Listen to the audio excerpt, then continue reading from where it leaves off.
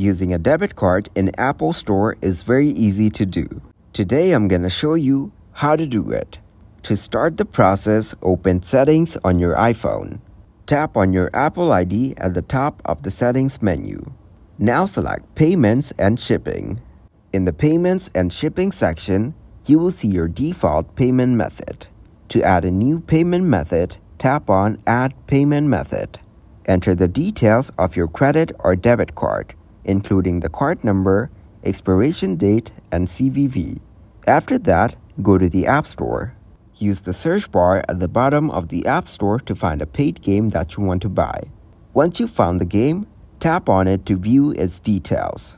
Look for the price of the game and tap on it. Double-click the side button on your iPhone to confirm the purchase. After confirming the purchase, the game will be downloaded to your iPhone. Please note that the delivery time for a digital game from the App Store is instant, as it will be available for download on your iPhone immediately after purchase.